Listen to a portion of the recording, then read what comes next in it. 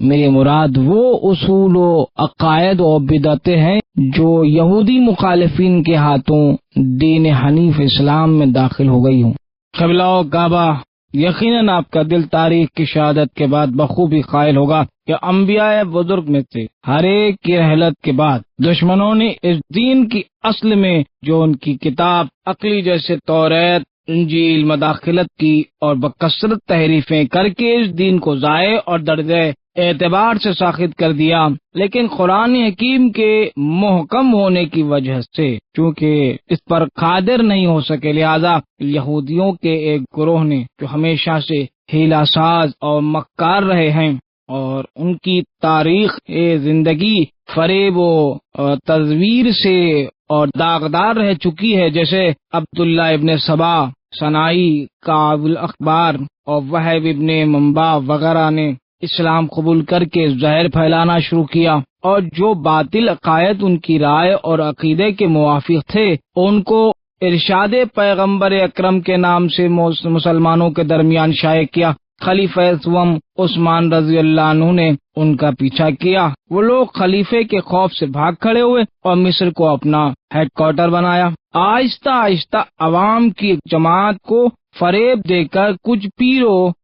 پیدا ہو گئے، مرشد پیدا ہو گئے، شیعہ کے نام سے ایک پارٹی کی تشکیل کی۔ خلیفہ عثمان کے مقابلے میں علی کی کرامات و خلافت کا پروپیگنڈا کیا اور اپنے مصنوعی مقصد کے مطابق اس مفہوم کی چند احادیثیں وضع کی کہ پیغمبر نے علی کو خلیفہ اور امام قرار دیا ہے۔ اس فرقے کے قائم ہونے کے نتیجے میں کثرت سے خون بہائے گئے، یہاں تک کہ انجام خلیفہ عثمان مظلوم کے قتل و مسند خلافت پر علی کے تقرر تک منتج ہوا۔ ایک اور جماعت بھی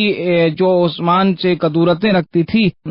علی کے جنبداری اختیار کی، چنانچہ اسی زمانے سے گروہ شیعہ نے اپنی شکل و صورت قائم کی، لیکن خلافت بنی امیہ اور حضرت علی کرم اللہ وجہہ کی اولاد اور اصحاب کے قتل عام کے دور میں یہ گروہ بظاہر روپوش ہو گیا۔ البتہ چند افراد جیسے سلمان فارسی، ابو ذر غفاری اور عمار یاسر علی کرم اللہ وجہہ کے موافقت میں پوری کوشش سے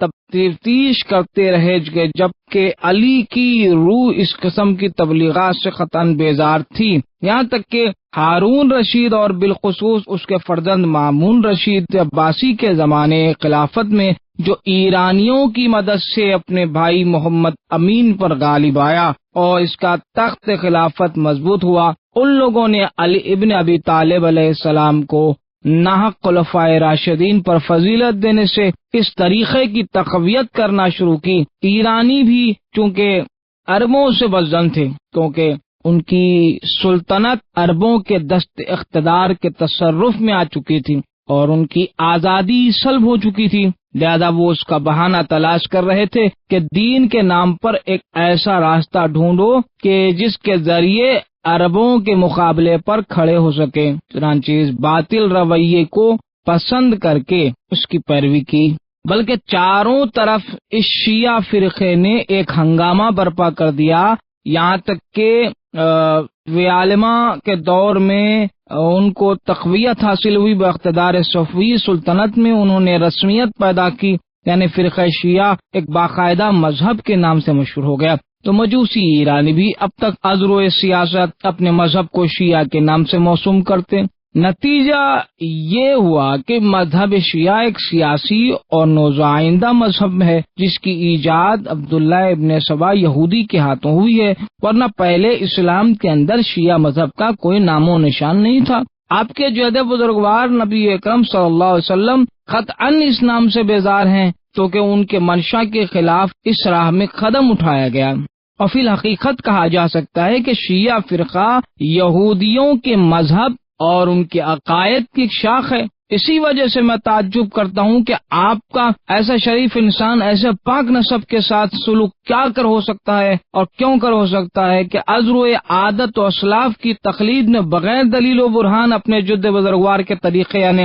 اسلام کے پاک دین کو چھوڑتے ہیں اور یہودی کے بدعتی رویے کو اختیار کرتے ہیں، حالانکہ آپ اس کے لیے سب سے زیادہ اولا اور احق ہیں کہ پوری صحیح کے ساتھ قرآن اور اپنے جد رسول اکرم صلی اللہ علیہ وآلہ وسلم کے خدا کی سنت اور پیروی در پیر رہیں کہ اس پر عمل کرتے ہیں، اس کی اتباع کریں۔ حافظ صاحب، آپ کے ایسے ذی علم انسان سے یہ بعید تھا کہ گھڑی بونی محمل موہوم اور بے اصل باتوں سے استدلال کرتے، جو سوا منافقین و خوارج و ناصبی اور اموی متعصب دشمنوں کے اور کسی کے لیے زیبا نہیں دیتا۔ اگر اجازت ہو تو مطلب واضح کرنے کے لیے وقت کا لحاظ کرتے ہوئے مختصراً طور پہ آپ کے بے بنیاد بیانات کا جواب پیش کروں تاکہ یہ معمہ حل ہو اور حقیقت ظاہر ہو جائے۔ قبلہ و کعبہ، فرمائیے، ضرور فرمائیے، میں آپ کی باتیں سننے کے لیے حاضر ہوں اور ہمیں تن سرگوش ہوں۔ حافظ صاحب، اول یہ کہ آپ نے دو بالکل بے ربط چیزوں کو اہم ایک دوسرے سے مخلوط کر دیا۔ اگر منافق ملعون عبداللہ ابن سبا یہودی، جس کی شیعہ حدیثوں میں شدید مذمت کی گئی اور علی علی الاعلان منافقین و ملعین میں شمار کیا گیا، چند روز تک حضرت علی علیہ السلام کی دوستی کا سہارا لیا اس نے، جو عام طور پر لوگوں پہ محبوب تھے، تو اس کو شیعہ امامیہ سے کیا ربط؟ اگر کوئی بھیڑیا بکری کی کھال اوڑھ کے یا چور روحانیت اہل علم کا لباس پہن کے منبر اور محراب میں جلواگر ہو جائے اور اس کی طرف سے اسلام اور مسلمانوں کو نقصانات پہنچے، تو کیا آپ کا یہی فرض ہے کہ اصل علم اور روحانیت بدزن ہو جائے؟ سارے اہل علم کو چور اور ہر روپیہ کہنے کے لیے واقعاً آپ نے بے انصافی کی، جو شیعوں کے پاک مذہب کو ملعون عبداللہ ابن سبا سے وابستہ کر دیا۔ بہت تعجب کی بات ہے کہ آپ نے برحق شیعہ مذہب کو سبک کر کے سیاسی گروہ کا نام دیا۔ اس ملعون عبداللہ ابن سبا کے آثار میں ہے عثمان کی، زمانہ عثمان کی ایجاد ہے۔ حقیقتاً آپ نے سخت غلطی کی، کیونکہ شیعہ کوئی گروہ نہیں تھا بلکہ مذہب و طریقہ حقہ تھا۔ یہ خلافت عثمان کے زمانے میں پیدا نہیں ہوا بلکہ خود خاتم الانبیاء کے عہد میں اور آن حضرت کے فرمان و ارشادات سے پھیلا۔ اگرچہ آپ خوارج عامہ اور نواسب کی گھڑی ہوئی باتوں سے استدلال کرتے ہیں، لیکن میں قرآن مجید کی آیات اور آپ کی معتبر روایات سے ثبوت پیش کرتا ہوں تاکہ حق و باطل میں امتیاز ہو جائے۔ آپ کو توجہ دلاتا ہوں، ہمیشہ گفتار و کردار میں غور و فکر سے کام لیجیے تاکہ حقیقت ظاہر ہونے کے بعد شرمندگی کا باعث نہ ہو۔ چنانچہ اگر اس دعا گو کے بیانات ناگوار خاطر نہ ہو تو اجازت دیجیے کہ آپ کی باتوں کا جواب دیا جائے تاکہ یہ معلوم ہو جائے کہ جو کچھ آپ نے فرمایا حقیقت اس کے خلاف ہے۔ ماشاءاللہ قبلہ، ماشاءاللہ، ضرور فرمائیے۔ اس جلسے کا انعقاد اور ہم لوگوں کے حاضر ہونے کا مقصد ہی یہی ہے نا قبلہ، کہ حقائق واضح ہوں اور شبہات رفع ہوں۔ ہم لوگ آپ کے استدلالی بیانات سے خطن رنجیدہ اور متنفر نہ ہوں گے۔ بسم اللہ قبلہ، بیان فرمایا۔ حافظ صاحب، آپ حضرات تو یہ جانتے ہیں کہ لغت میں شیعہ کے معنی پیرو کے ہیں۔ شیعۃ الرجل، مرد کے پیرو، مددگار ہیں۔ فیروز آبادی جو آپ کے اکابر علماء میں سے ہے، قاموس اللغات میں کہتے ہیں، لیکن آپ کو جو اشتباہ ہوا ہے یعنی عمدن یا سہون تفاصیل اخبار پر پوری اطلاع نہ ہونے اور اسلاف کی گفتگو سے متاثر ہونے کی وجہ سے بغیر دلیل و برہان کے فرما دیا کہ لفظ شیعہ اور اس کا اطلاق حضرت علی اور اہل بیت رسالت علیہ السلام کے پیروں پر تھا۔ عثمان کے زمانے سے شروع ہوا، اس کا موجد عبداللہ ابن سبا تھا۔ حالانکہ ایسا نہیں ہے، بلکہ آپ کی کتب تفاسیر میں مندرج معتبر روایتوں کے مطابق شیعہ اصطلاحی علی ابن ابی طالب کے پیروں کے معنی میں ہیں۔ خاتم الانبیاء کے زمانے سے تھے اور پیروان علی کے لیے لفظ شیعہ کے موجد آپ کے ارشاد کے برخلاف خود رسالت مآب کی ذات اقدس تھی۔ یہ کلمہ خود صاحب وحی کی زبان پر جاری ہوا۔ انہیں پیغمبر نے، جن کے بارے میں خدا نے سورہ نجم کی 3 آیت میں وما ينطق عن الهوى ان هو الا وحی یوحی، حضرت علی علیہ السلام کے اتباع اور پیرووں کی نجات یافتہ اور جنتی فرمایا۔ قبلہ ایسی چیز کس مقام پر ہے جس کو ہم لوگوں نے اب تک نہیں دیکھا ہے؟ حافظ صاحب، آپ لوگوں نے دیکھا نہیں ہے یا دیکھنا نہیں چاہا ہے یا دیکھا ہے، حقیقت کا اعتراف اپنی مصلحت وقت کے خلاف سمجھتے ہیں یا پھر اپنے مخلدین اور مریدین کا لحاظ کر رہے ہیں۔ لیکن میں نے دیکھا ہے کہ حق کو چھپانا اپنی دین و دنیا کی مصلحت کے خلاف جانتا ہوں، کیونکہ خدا تعالیٰ نے قرآن مجید کی 2 آیتوں میں صریح طور پر حق چھپانے والوں کو ملعون اور جہنمی فرمایا ہے۔ اول سورہ بقرہ کی 154ویں آیت ملاحظہ کیجیے اور دوسرے اسی سورہ کی 166ویں آیت۔ قبلہ آیات شریفہ حق ہیں یقیناً، اور یقیناً اگر کوئی شخص ان آیات کو چھپائے تو ان آیات کے تحت آ جائے گا، لیکن ہم نے اب تک کسی ایسے حق کو نہیں پہچانا ہے جس کو چھپا رہے ہوں۔ البتہ کسی بھی حق کو پہچان لینے کے بعد اگر پوشیدہ کریں تو ہم بھی انہی آیات کے حکم میں ہوں گے، اور ہماری تمنا ہے کہ کسی وقت بھی ان آیات کے ذیل میں نہ آئیں۔ قبلہ فرمائی کیا کہتے ہیں اس کے بعد آپ؟ حافظ صاحب، خداوند عالم کے لطف و عنایت اور خاتم الانبیاء کے خاص توجہات سے جہاں تک مجھ سے ممکن ہے اس حق کو بے نقاب کرتا ہوں جو اظہر من الشمس ہے، اور برادران عزیز پر حاضرین جلسہ اہل تسنن کی طرف اشارہ ظاہر کرتا ہوں کہ غالباً دونوں مذکورہ آیتیں برابر ہماری نگاہ کے سامنے ہیں، تاکہ خدا نہ کرے وہ ایسا نہ ہو اور تعصب غالب آ جائے، کسی اپنے حق پر وہ پردہ ڈال دیا جائے۔ قبلہ کعبہ، میں خدا کو گواہ کرتا ہوں جس وقت کوئی حق بات مجھ پر ظاہر ہو جاتی ہے تو میں بے جا حجت نہیں کرتا قبلہ، چونکہ آپ کو میرے ساتھ رہنے کا اتفاق نہیں ہوا اور میرے اخلاق سے واقفیت نہیں ہے کہ میں کیسا عزم رکھتا ہوں اور کوشش کرتا ہوں کہ خواہشات نفس پر غالب آ جاؤں۔ جب آپ دیکھیں گے کہ میں کسی بیان کے مقابلے میں خاموش ہو گیا ہوں تو سمجھ لیجئے گا کہ میں اسی موضوع میں پوری طریقے سے مطمئن ہو چکا ہوں۔ اگر میرے پاس بے جا حجت مغالطہ دیتے اور مطالب میں غالب رہنے کا کوئی حلا اور ہیلا وغیرہ نہ ہو، جب بھی میں مجادلہ نہیں کرتا ہوں۔ اگر ایسا کروں تو قطعاً ان دونوں آیتوں کی زد میں آ جاؤں گا نا قبلہ۔ اب میں آپ کے بیانات کا حصہ سننے کے لیے حاضر ہوں اور امید کرتا ہوں قبلہ و کعبہ کہ خدا ہم کو اور آپ کو حق کی طرف رہنمائی کرے۔ ہاں حافظ صاحب، اب دیکھیے آپ، حافظ ابو نعیم اصفہانی احمد ابن عبداللہ جو آپ کے اجل علماء عظام اور محدثین اکرام میں ان کا شمار ہے، اور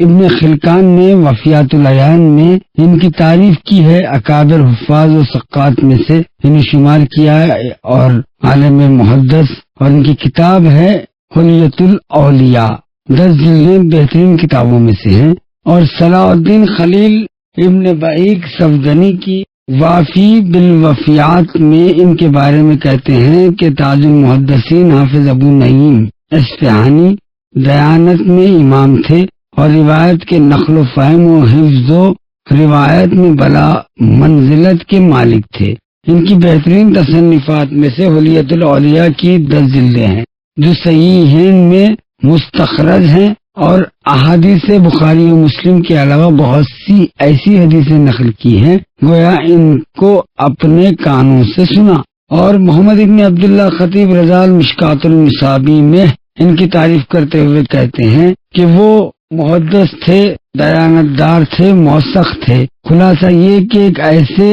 96 سال کے عالم، حافظ اور محدث جو آپ کے علماء کے نزدیک محل وثوق اور مایہ ناز ہے، اپنی معتبر کتاب حلیۃ الاولیاء میں اپنے اسناد کے ساتھ خیر امت ابن عباس سے روایت کرتے ہیں۔ اب مقام تشیع کی تشریح میں آیات و روایات ملاحظہ کیجیے۔ سب سے پہلے سورہ 98واں سورہ، جس میں ارشاد ہو رہا ہے، یعنی جو لوگ ایمان لائے ہیں اور نیکوکار ہیں وہ یقیناً بہترین اہل عالم ہیں۔ ان کی جزا خدا کے نزدیک بہشت عدن کے باغ میں جن کے درختوں کے نیچے نہریں جاری ہوں گی، وہ لوگ اسی بہشت میں ہمیشہ نعمات سے بہر اندوز ہوں گے، خدا ان سے راضی ہے، وہ خدا سے خوش ہیں۔ نازل ہوئی تو رسول اکرم نے حضرت علی ابن ابی طالب علیہ السلام سے خطاب فرمایا اور کہا، یا علی ہوا انتا وشیعتو کا یوم القیامت راضین و مرضین۔ یا علی،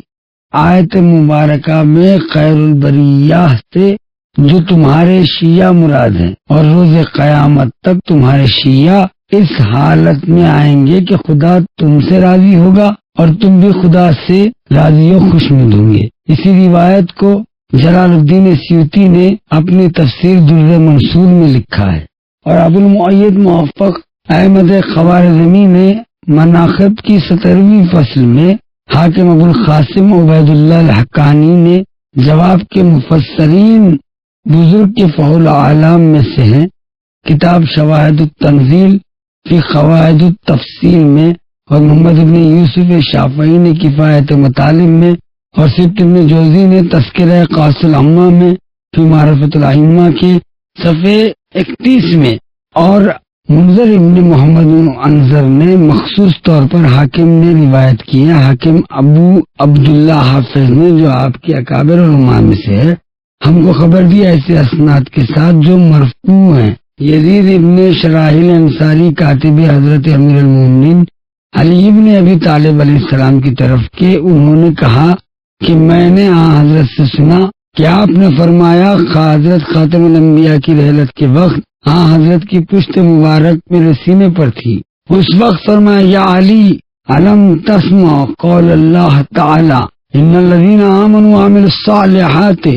اولئک هم خیر البریہ وهم شیعتک وسعد وموعدکم الحوض اذا جتحت ام الحساب تدعونا غر الحجلین۔ یعنی اے علی، تم نے یہ آیت شریفہ نہیں سنی؟ صاحبان ایمان و اعمال صالح اور خیر البریہ وہ تمہارے شیعہ اور تمہاری وعدہ گاہ حوض کوثر کے کنارے ہوں گی، جس وقت کل مخلوق حساب کے لیے جمع ہوگی تم یہ کہہ کے پکارے جاؤ گے، یعنی روشن اور سفید چہرے والوں۔ جلال الدین سیوطی نے جو آپ کی مایہ ناز علماء میں سے ہیں اور 9ویں صدی ہجری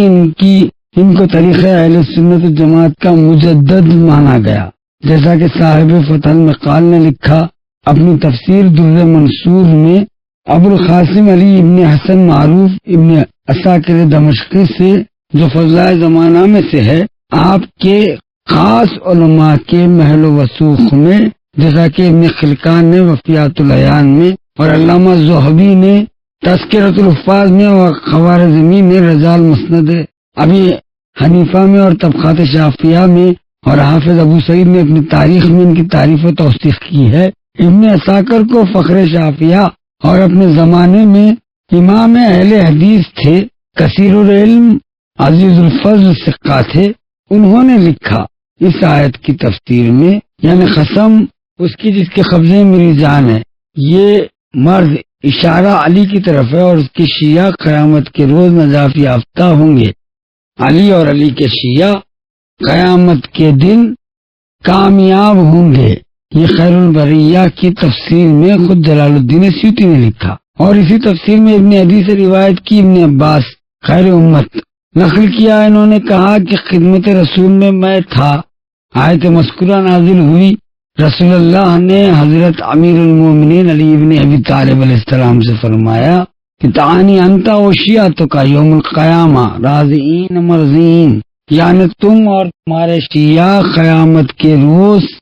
اس صورت سے آئیں گے کہ خدا تم سے راضی ہوگا اور تمہارے چاہنے والوں سے راضی ہوگا۔ مناقب خوارزمی فصل 9 میں بسند جابر ابن عبداللہ انصاری نقل کیا ہے۔ انہوں نے کہا کہ رسول اللہ کی خدمت میں تھا، حضرت علی علیہ السلام ہم لوگوں کے پاس آئے، حضرت نے فرمایا خد اکم اخی، یعنی تمہاری طرف آیا میرا بھائی۔ اس کے بعد کعبے کی طرف رخ کیا اور علی کا ہاتھ پکڑ کے فرمایا والذی نفس بیدی ہے ان ھذا وشیتہ ہم الفائزون یوم قیامت یعنی قسم اس خدا کی ہے جس کے قبضے میں میری جان ہے، علی اور اس کے شیعہ قیامت کے روز کامیاب ہونے والے ہیں۔ پھر فرمایا کہ یہ علی تم سب سے پہلے ایمان لائے ہو، عہد خدا میں تم سب سے زیادہ باوفا ہو، رعایا کے درمیان تم سب سے زیادہ انصاف کرنے والے ہو، اور تم سب سے زیادہ عادلانہ تقسیم کرنے والے ہو، پروردگار کے نزدیک تم سب سے زیادہ ان کا مرتبہ بلند ہے۔ اسی وقت مذکور آیت نازل ہوئی۔ اس کے بعد حضرت علی کسی مجمع کے اندر آتے تھے تو اصحاب پیغمبر کہتے تھے جائے خیر البریہ، یعنی تمام لوگوں سے بہتر انسان آیا ہے۔ نیز ابن حجر نے سواقع مورخہ میں اور ابن اسیر نے نہائیہ میں جلد سوم میں آیت شریفہ کی شان نزول میں یہی روایتیں نقل کی ہے، جب اس کے علاوہ ابن حجر نے سوائق کے باب میں حافظ جمال الدین محدث محمد ابن یوسف زندنی نے آپ کے فحول و فقہاء علماء میں سے ہے نقل کیا ہے کہ اس آیت مذکورہ رسول اللہ اکرم نے حضرت علی سے فرمایا کہ یا علی تمہارے شیعہ کل مخلوقات سے بہتر ہے، اور تم اور تمہارے شیعہ قیامت کے روز اس حالت سے آئیں گے کہ خدا تم سب سے راضی ہوگا، تمہارے دشمن غصے میں بھرے ہوئے آئیں گے اور ان کے ہاتھ گردنوں سے بندھے ہوں گے۔ پھر امیر المومنین نے کیا کہ میرا دشمن کون ہے؟ فرمایا جو شخص تم سے بیزاری اختیار کرے اور تمہارے اوپر لعن کرے۔ علامہ سمہودی جواہر العقدین میں حافظ جمال الدین زندنی مدنی نے اور نور الدین محمد احمد مالکی مکی مشہور ابن سباغ نے جو آپ کے اکابر علماء فقہاء میں سے فصول المہمہ میں ابن عباس سے نقل کرتے ہیں کہ آیت مذکورہ نازل ہوئی، رسول اکرم نے حضرت علی سے فرمایا ہوا انتا و شیعتو کا تعاتی یوم القیامہ انتا وہم راضین و مرضین تعاتی اعداؤ کا غضبنا متحین، یعنی وہ بہترین مرد تم اور تمہارے شیعہ ہیں، اور وہ لوگ روز قیامت کامیاب ہوں گے، خدا ان سے راضی ہوگا، خدا تم سے راضی ہوگا، اور تمہارے دشمن اس صورت میں آئیں گے کہ غم و غصہ سے بھرے ہوئے اور ان کے ہاتھ ان کی گردنوں سے بندھے ہوئے ہوں گے۔ میر سید علی حمدانی شافعی جو آپ کے معتمد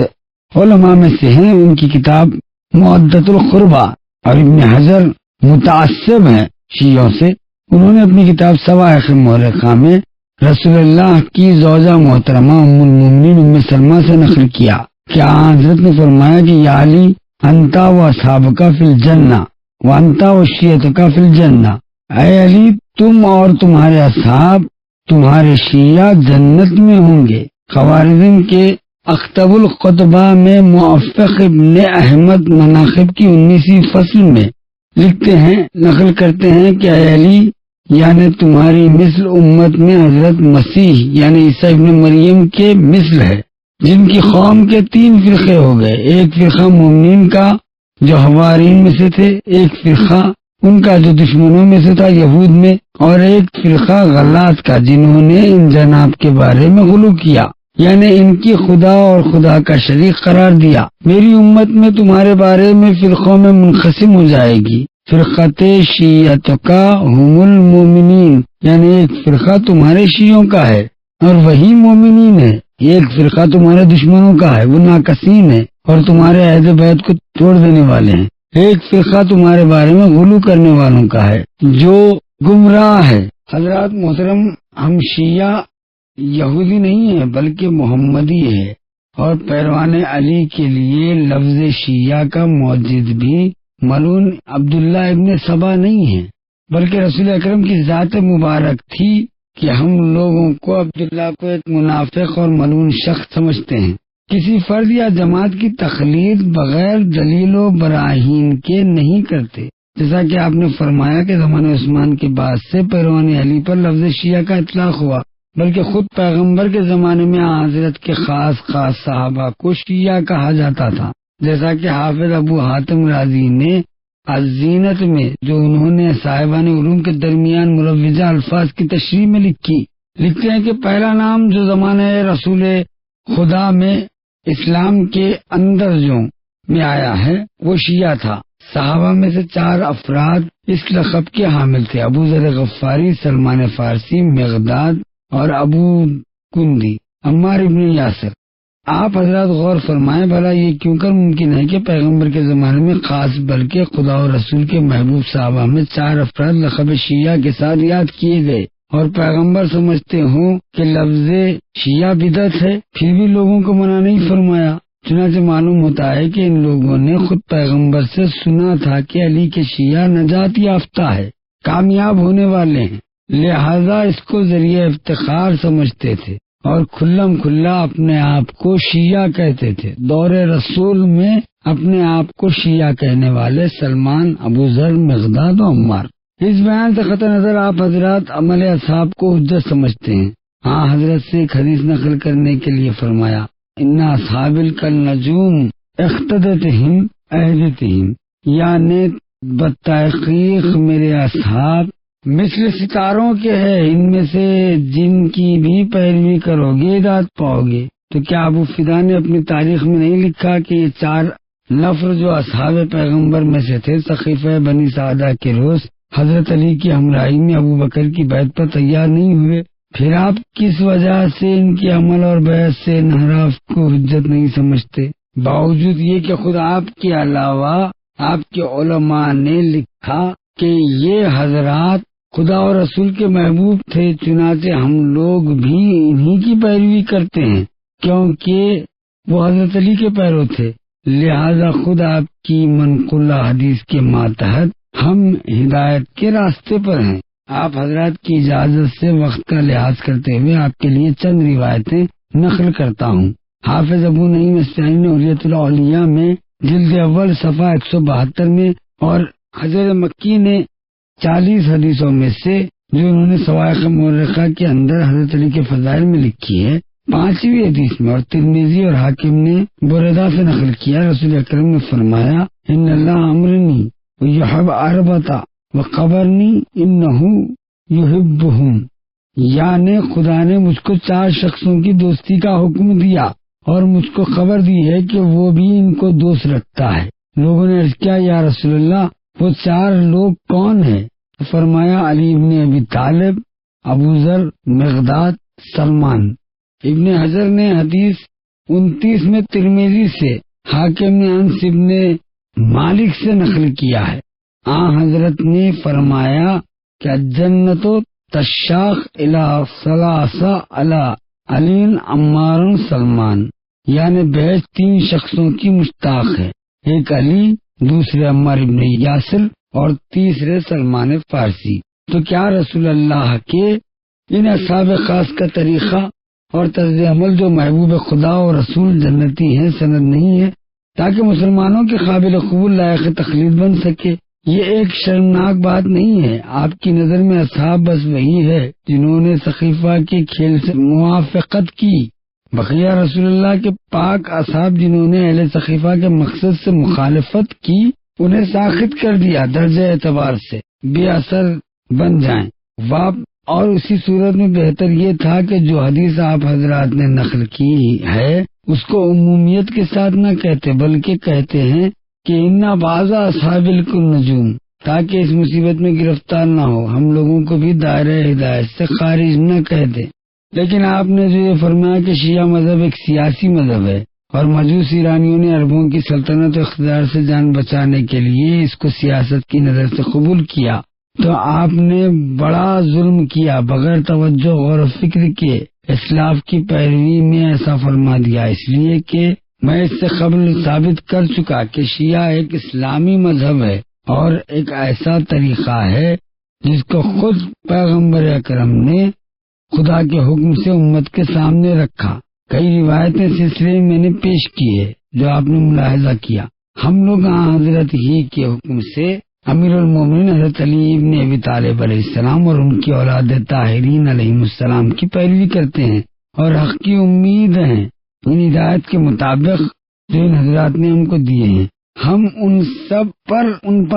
پر عمل کرتے ہیں اور اپنے کو نجات کا مستحق سمجھتے ہیں، بلکہ جن لوگوں نے بغیر رسول اللہ کی کسی چھوٹی سی چھوٹی ہدایت کے سقیفے کی بنیاد قائم کی، البتہ وہ سیاسی تھے، نہ کہ پیغمبر کے ارشاد سے عطرت طاہرہ کی پیروی کرنے والے، کیونکہ عطرت طاہرہ اہل بیت رسالت کی پیروی کے لیے تو حضرت سے ہدایت مل چکی ہے۔ آپ کی معتبر کتابوں میں کثرت سے اس کا ذکر موجود ہے، لیکن سقیفہ اور اہل سقیفہ کی پیروی میں خلیفہ سازی کے عنوان سے کبھی کوئی فرمان صادر نہیں ہوا۔ اس کے علاوہ منزل ولایت امیر المومنین و اہل بیت طاہرین کی طرف ایرانیوں کی توجہ کے بارے میں حضرات اہل تسنن نے عناد و تعصب کے تحت یہ عادت کے مطابق خلفاً عن سلفاً بغیر غور و تحقیق کے فیصلہ کیا ہے۔ اسی طرح دوسرے مصنفین کو جو اہل سنت کے ساتھ رہنے سہنے اور ان کی کتابوں کا مطالعہ کرنے کی وجہ سے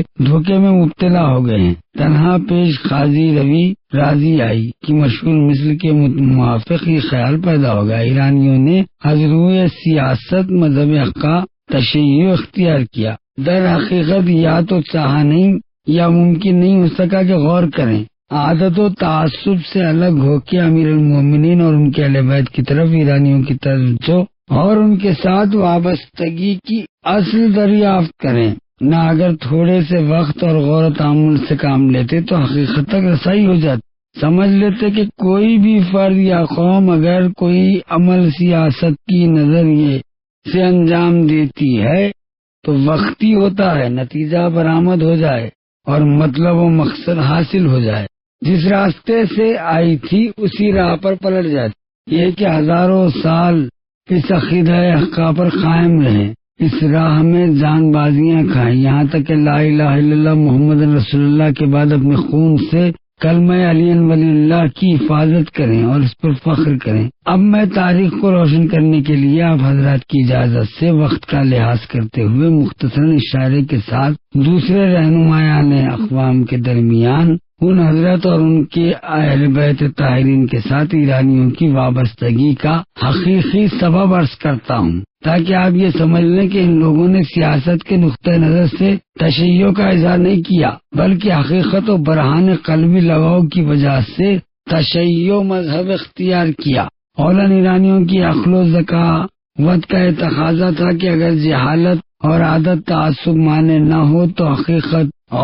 حقیقت کو جلد سمجھ لیتے، کیونکہ جب کوئی ایرانی مدینے آتا ہے اور مسلمان ہوتا ہے تو مخصوص ایرانی ذکاوت اور ہوش مندی کی بنا پر حضرت علی میں حق اور حقیقت کا مطالعہ کرتا، لہذا رسول اکرم کے حکم اور رہنمائی سے ولایت علی کی حبل متین اور اسمان محکم سے متمسک ہو جاتا۔ اس سلسلے کی پہلی کڑی سلمان فارسی تھے، جو ایمان کے سارے درجات اور مراتب پر فائز ہوئے، یہاں تک کہ خاتم الانبیاء نے، جیسا کہ فریقین کے علماء نے لکھا کہ ان کے بارے میں فرمایا کہ سلمان منا اہل بیت، یعنی سلمان ہم اہل بیت سے ہے، تو اسی زمانے سے سلمان محمدی مشہور ہوئے۔ یہ سلمان خالص شیعوں میں سے ہے جو ولایت امیر المومنین سے متمسک اور سقیفہ کے شدید مخالفین میں سے تھے، جن کی پیروی آپ کی کتابوں میں منقول حدیث کے حکم سے شاعرہ ہدایت ہے۔ اس لیے حضرت علی کے بارے میں انہوں نے قرآن مجید کی آیت اور رسول اللہ کے بیانات سنے تھے، عین الیقین کے ساتھ سمجھ لیا تھا کہ علی کی اطاعت خدا و رسول کی اطاعت ہے، کیونکہ رسول برحق کو بار بار یہ فرماتے سنا کہ من اتبع علیًا فقد طاعتی ومن طاعتی فقد طاع اللہ ومن خالف علیًا فقد خالفنی ومن خالفنی فقد خالف اللہ، یعنی جس نے علی کی اطاعت کی اس نے میری اطاعت کی، اور جس نے میری اطاعت کی اس نے خدا کی اطاعت کی، اور جو شخص علی کی مخالفت کی اس نے میری مخالفت کی، اور جس نے میری مخالفت کی گویا اس نے خدا کی مخالفت۔ تو اس مذہب حقہ سے سلمان فارسی واقف تھے۔ دور گزرتا گیا، ایران میں سلمان فارسی پہنچے تو وہیں پہ شیعت کی تشریح ہوئی، اور دوسرا مغلوں کے دور میں تشیع کا ظہور، یہاں تک کہ 696 میں جب ایران کی سلطنت غازہ خان مغل کے، جس کا اسلامی نام محمود تھا، ہاتھوں میں پہنچی تو اس نے اہل بیت علیہ السلام کی خاص توجہ کی اور تشیع کا مذہب حق اور زیادہ نمایاں ہو گیا تھا کہ وفات کے بعد 707 ہجری میں جب سلطنت غازہ خاں کے بھائی محمد شاہ بندہ کو ملی، جیسا کہ حافظ و عالم اور مورخ شافعی حمدانی نے اپنی تاریخ میں درج کیا ہے۔ قاضی القضات کے ساتھ علامہ ہلی کے مناظرے، ان مباحثوں اور مناظروں کے نتیجے میں جو دربار شاہی میں بادشاہ کے سامنے ممتاز زمانہ اور اس دور کے مایہ ناز شیعہ عالم اور جمال الملت علامہ کبیر حسن یوسف ابن علی ابن مطہر الہلی، اس زمانے کے علماء اہل سنت میں سے افضل العالم خواجہ نظام الدین عبد الملک قاضی القضات شافعی کے درمیان واقع ہوئے۔ اس سلسلے میں امامت کا مبحث موضوع گفتگو قرار پایا، جس میں جناب علامہ نے محکم اور قاطع دلائل و براہین اور ایسی وضاحت کے ساتھ حضرت امیر المومنین کی امامت و خلافت و بلافصل کو ثابت کیا اور دوسروں کے دعووں کو رد فرمایا۔ حاضرین دربار سے کسی کو شک و شبے کی گنجائش نہیں رہی، یہاں تک کہ خواجہ نظام الدین نے کہا کہ یہ جناب علامہ کی دلیلیں بہت روشن اور قوی ہے، لیکن چونکہ ہمارے اسلاف ایک راستے پر گامزن رہے، لہذا ہم کو بھی چاہیے کہ عوام کو خاموش کرنے اور کلمہ اسلام میں تفرقہ اندازی سے بچنے کے لیے اسی راہ پر چلتے رہیں جو ہمارے پیشرو کی راہ اسے کہتے ہیں۔ اس موقع پر بادشاہ کے دل میں تعصب نہیں تھا، گوش تحقیق سے دونوں طرف کی دلیلیں سن رہا تھا، لہذا مباحثات کے خاتمے پر مذہب شیعہ کی حقیقت پر اس پر ظاہر ہوگی، روشن ہوگی۔ اس نے مذہب حقہ امامیہ اختیار کیا اور تمام بلاد ایران میں شیعہ مذہب کی آزادی کا اعلان نافذ کیا۔ اسی وقت سے سارے حکام اور دلالتوں کو گورنروں کو اطلاع دے دی کہ ساری مسجدوں اور مذہبوں میں حضرت علی امیر المومنین علی ابن ابی طالب علیہ السلام اور ائمہ تعین علیہ السلام کے نام خطبے میں پڑھے جائیں۔ حکم دیا کہ دیناروں پر 3 متوازی سطروں پر، دیواروں پر، میناروں پر 3 متوازی سطروں میں کلمہ طیبہ لا الہ الا اللہ محمد رسول اللہ علی ولی اللہ کا سکہ نقش کیا جائے۔ جناب علامہ ہلی کو جنہوں نے ایک اختلافی مسئلے حل کرنے کے لیے ہلا سے بلوایا تھا، اسی کی بنا پر اس ہلے میں مناظرے کا دروازہ کھل گیا اور تشیع کی حقیقت ظاہر ہوئی۔ اپنے پاس ٹھہرا لیا اور آپ کے لیے مدرسہ صباح تعمیر کروایا اور طالبان علوم آپ کے گرد جمع ہو گئے۔ چونکہ آپ بلا تخیہ کھلم کھلا حقائق کو بیان فرماتے تھے، لہذا بے خبر لوگوں نے بھی طریقہ امامیہ کا پتہ لگا لیا۔ ولایت کا آفتاب درخشاں ہوا اور اسی زمانے میں مذہب حقہ شیعہ کی روشنی جہالت و نادانی کا پردہ چاک کر کے ظاہر ہوئی اور پھیل گئی۔ اسلامی نسلی تفاکرات کو جڑ سے کاٹ دیا۔ پہلے سے آپ کے جملے اول کا جواب عرض کرتا ہوں تاکہ آپ ہم لوگ اصل مطلب تک پہنچے۔ آپ نے جو یہ فرمایا کہ تم حجازی، مکی اور مدنی ہو کر ایرانی بھائیوں کی طرفداری کس لیے کرتے ہو، یہ بدی یہی بات ہے۔ مجھ کو اپنے مکی، مدنی اور محمدی ہونے پر فخر ہے، لیکن تسلی تعصب جو جہالت اور نادانی کے آثار میں سے ہے اپنے دل میں نہیں رکھتا ہوں، اس لیے کہ میرے جد حضرت خاتم الانبیاء نے باوجود یہ کہ ہر ملت کی قومیت اور تینت کی حفاظت ملحوظ رکھی، جملہ حب الوطن من الایمان کے ساتھ ہر قوم و ملت کو محب وطن کی ہدایت کی ہے۔ لہذا حضرت نے انسانوں کے اتحاد و ہر فرد بشر کے دل سے ہر طرح کے بیہودہ خیالات دور کر دیے، دور کر دیے۔ جو بڑے قدم اٹھائے ہیں ان میں سے ایک یہ بھی تھا کہ نسلی تفاخرات اور جاہلانہ تعصبات کو کلی طور پر پیغمبر اکرم نے ختم کر دیا۔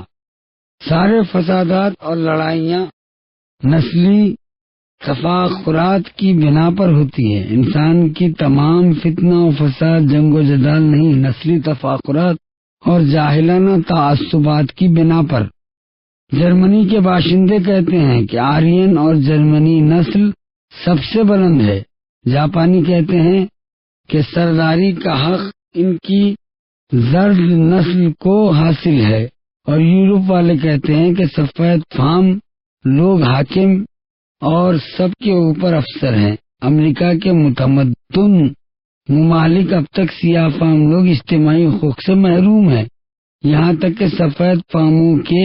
کیفے، سینما اور مہمان خانوں میں داخل ہونے کا حق نہیں ہے، اور سیاہ فام عیسائی کو سفید فاموں کے کلیسا میں داخل ہونے کی اجازت نہیں ہے۔ تعجب خیز بات یہ ہے کہ عبادت گاہ بھی ہے، ایک دوسرے کے برابر بیٹھے ہیں، بیٹھنے کے حقدار نہیں ہے۔ تو سیاہ کھال کے علماء اور افاضل اگر سفید کھال کے دانشمندوں کے جلسوں میں جاتے ہیں تو ان کا فرض ہے جوتے اتارنے کی جگہ بیٹھیں، تو ان کو سفید فاموں کے سامنے علم و ہنر کا اظہار نہیں کرنا چاہیے۔ ایک بوڑھے سیاہ فام عالم کو چاہیے کہ سفید فام جو ان کے سامنے تعظیم بجا لائے، مطیع و فرما بردار رہے۔ سفید فام اساتذہ سیاہ فاموں کو اپنے مدرسوں میں داخل ہونے نہیں دیتے، یہاں تک کہ ریلوے اسٹیشنوں پر اگر کوئی سیاہ فام چھوٹ گیا تو اس کو سفید فاموں کے مسافر خانوں میں گھسنے کا اختیار نہیں۔ خلاصہ یہ کہ امریکہ میں سیاہ فام لوگ جو باوجود یہ کہ کوششوں کے ان لوگوں کی آزادی کے لیے عمل میں لائی جائے حیوانات میں شمار ہوتے ہیں، اور سفید فام کی طرح وسائل تمدن سے فائدہ نہیں اٹھا سکتے ہیں، لیکن مقدس دین اسلام نے سارے بیہودہ اور موہوم عقائد کو 1300 سال پہلے ہی درمیان سے اٹھا دیا۔ یہ ساری باتوں کو اسلام نے ختم کر دیا۔ اس کا اعلان یہ ہے کہ سب مسلمان آپس میں بھائی بھائی ہیں، چاہے جس نسل اور قبیلے سے تعلق رکھتے ہو۔ یورپ، ایشیا، امریکہ، افریقہ کے مسلمانوں کا فرض ہے کہ ایک دوسرے کے لیے خلوص و محبت کا آغوش کھلا رکھیں، اور دنیا کے جس مقام پر بھی ہمیشہ ایک دوسرے کے یار و غم گسار ہے۔ اسلامی، حجازی، مکی، مدنی مسلمانوں اور ممالک کے مسلمین میں کوئی فرق نہیں کرنا چاہیے۔ چنانچہ اگر میری نسل حجازی، قریشی، ہاشمی، محمدی ہے تو جائز نہیں ہے کہ سچی بات کو چھپاؤں اور محمل خیالات کی بنا پر حق کو پس پشت ڈال دوں۔ میں قطعی طور پر حجازی گمراہی سے منتفر اور ایرانی شیعوں کا دوستدار ہوں۔ دوسری چیز یہ کہ آپ نے ایرانی غالیوں کو بغیر کسی مناسبت اور دلیل برہان کے پاک اور بعض موحد خالص شیعوں کے ساتھ مخلوط کر دیا۔ غالیوں کے عقائد، ان کی مذمت اور لعن بر عبداللہ ابن سبا، امیر المومنین علی علیہ السلام کے شیعہ سب کے سب حق تعالیٰ کے خالص بندے ہیں، اور خدا اس کے بندے اور رسول محمد کی مطیع و فرمانبردار ہے۔ علی ابن ابی طالب کے بارے میں پیغمبر نے جو کچھ ارشاد فرمایا اس کے علاوہ اور کچھ کہتے ہیں، نہ عقیدہ رکھتے ہیں۔ ہم لوگ حضرت علی کو پروردگار کا عبد صالح اور رسول اکرم کا وصی اور خلیفہ منصوص سمجھتے ہیں۔ جو شخص اس کے خلاف عقیدہ رکھتا ہے اس کو مردود اور اپنے سے الگ جانتے ہیں۔ جیسے مسلمانوں میں غلات از قبیل سایہ، خطابیہ، غرابیہ، علیہ، بفضلیہ، انہی کے مثال جیسے نصیریہ جو ایران کے بعض شہروں اور قریوں میں ہیں، دوسرے بلاد میں مثل موصل اور شام کے اہل حق کے نام سے متفرق طور پر آباد ہے۔ شیعہ بالعموم ان سے علیحدہ اور ان کو کافر اور مرتد نجس سمجھتے ہیں۔ فقہ کی ساری کتابوں اور عملیے میں فقہ امامیہ نے غلاف کو کافروں میں شمار کیا ہے، کیونکہ وہ لوگ بے شمار فاسد عقیدوں کے حامل ہیں۔ اگر تشیع کی بنیاد قائم کرنے والا عبداللہ ملعون عبداللہ ابن سبا ہوتا اور شیعہ اس کے پیرو ہوتے تھے، جیسا آپ کے متعصب علماء نے لکھا ہے، کہ دوسروں کی اندھی تقلید کر کے جلسوں میں اس کو نقل کرتے، تو کم سے کم شیعوں کی کسی ایک ایسی کتاب میں جس کی کچھ تعریف درج ہونا چاہیے تھی، اگر آپ علماء شیعہ امامیہ کی کسی ایک ایسی کتاب کا پتہ دے دیں جس میں عبداللہ ملعون کو کوئی تعریف کی گئی ہو، تو میں آپ کی ساری باتیں ماننے کے لیے تیار ہوں۔ ہمیشہ شیعوں نے عبداللہ ابن سبا کی مذمت کی ہے اور اسے کافر کہا ہے۔ قبلہ و کعبہ، آپ کی برادرانہ نصیحتیں ہر عقل مند کے لیے قابل قبول ہے۔ اللہ تعالیٰ آپ کو جزائے کثیر عطا فرمائے۔